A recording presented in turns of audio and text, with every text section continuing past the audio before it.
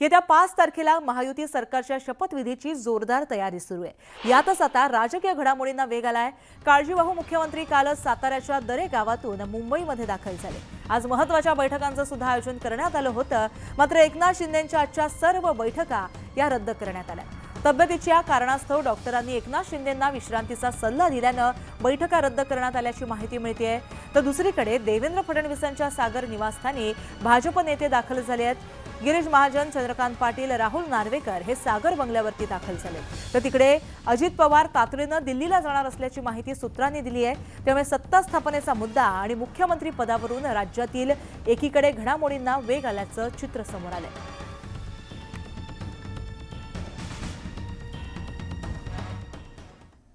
राज्याचे काळजीवाहू मुख्यमंत्री एकनाथ शिंदे यांची प्रकृती बिघडली आहे, त्यामुळे त्यांच्या आजच्या सर्व बैठका या रद्द करण्यात आल्या आहेत। त्यामुळे डॉक्टरांनी त्यांना विश्रांती घेण्याचा सल्ला दिलाय। एकनाथ शिंदेंच्या निवासस्थानी आज महायुतीच्या नेत्यांची बैठक होणार होती। देवेंद्र फडणवीस, अजित पवारांच्या उपस्थितीमध्ये ही बैठक होणार असल्याची माहिती होती, मात्र आता डॉक्टरांनी एकनाथ शिंदेंना विश्रांतीचा सल्ला दिल्यानं आता शिंदेंच्या सर्व बैठका रद्द करण्यात आल्याची माहिती हाती आली आहे।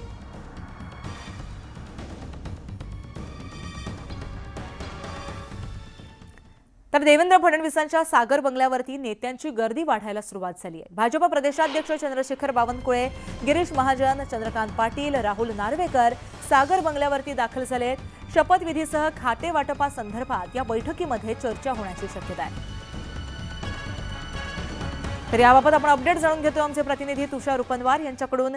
तुषार, मोठ्या घडामोडी सध्या महायुतीच्या गोटामध्ये घडताना दिसत आहेत।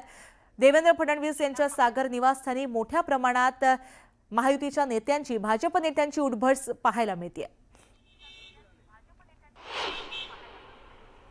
आपण जर पाहिलं असेल तर 5 तारखेला नव्या मुख्यमंत्र्याचा शपथविधी पार पाडणार आहे आणि त्या शपथविधीसाठी शेवटचे 72 तास शिल्लक राहिलेले आहेत।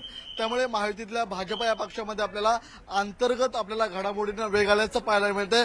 एकीकडे दादरमध्ये मुंबई भाजप अध्यक्ष आशिष शेलार यांच्या नेतृत्वामध्ये सर्व मुंबईतल्या आमदारांची, नगरसेवकांची बैठक सुरू आहे। दुसरीकडे भाजपा प्रदेश अध्यक्ष चंद्रशेखर बावनकुळे यांनी नुकतीच आझाद मैदानाला भेट देऊन त्या मैदानाची पाहणी केली। किती जण या मैदानामध्ये सामावू शकतात या संदर्भात प्रशासकीय अधिकाऱ्यांसोबत संवाद साधला।